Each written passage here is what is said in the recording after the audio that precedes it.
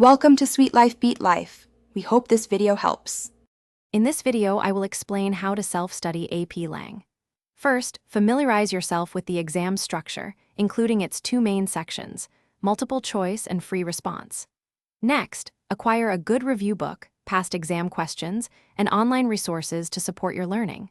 Finally, develop a study plan that allocates specific time slots for each topic, ensuring you cover all necessary skills and concepts effectively. Consistency is key to success. The AP English Language and Composition exam is divided into two parts. The first part is a multiple-choice section, where you'll answer 45 questions in 60 minutes, accounting for 45% of your total score. The second part is the free response section, requiring you to write 3 essays in 135 minutes, making up the remaining 55%. These essays assess your ability in rhetorical analysis, argument, and synthesis, each demanding distinct analytical and writing skills. To excel, dedicate time to practicing rhetorical analysis on various nonfiction texts. Focus on identifying rhetorical choices and their effects.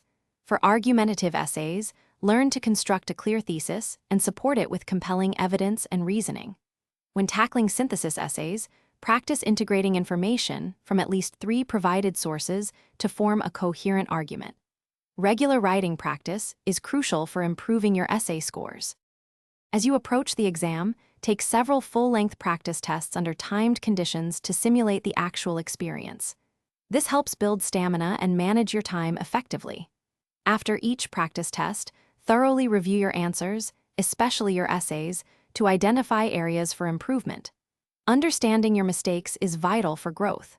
Remember to check the description for a link to the Echo Dot smart speaker and other great deals. Stay confident and trust your preparation.